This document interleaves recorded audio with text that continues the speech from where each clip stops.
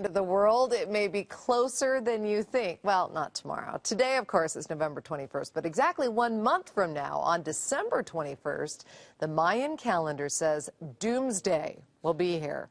Fox 31 Denver's Heyman Muller spoke to some experts about how you should be preparing.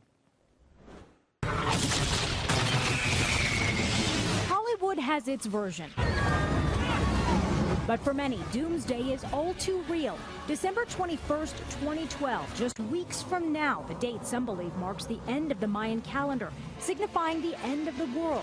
Does survival lie in the depths of a massive underground bunker? The Hardin team specializes in the confidential planning, designing, and covert construction of underground bomb shelters and survival communities. Aaron Voorhees is the president of Aslan Corporation, a part of which is Hardin Structures of Colorado. Right here in our area, the company has built dozens of sophisticated bunkers and safe rooms. Customers' reasons for wanting a shelter vary. Some of them will be into civil unrest, some will be more concerned about the apocalypse. This is a virtual idea of what a bunker could look like, along with photos of completed projects. We can't show you the real thing because the company has a strict confidentiality policy. They're constructed very covertly.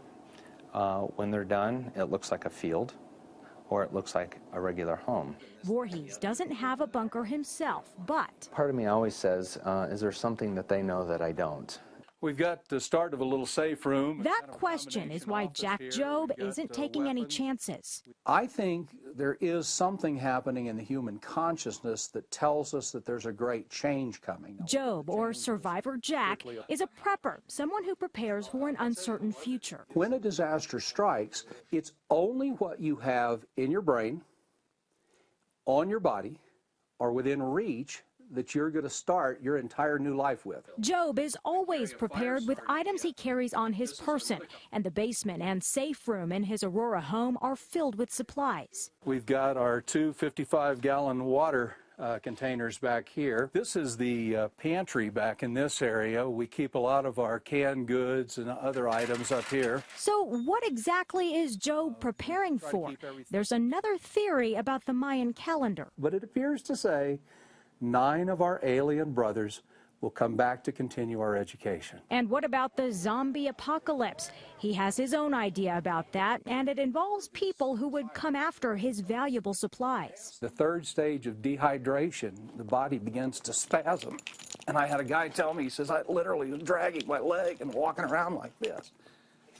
That looks like a zombie to me. Whatever the scenario, Job believes nature is powerful and a change is coming that will affect life as we know it. If a disaster happens, where is what's going to ensure your possibility of survival?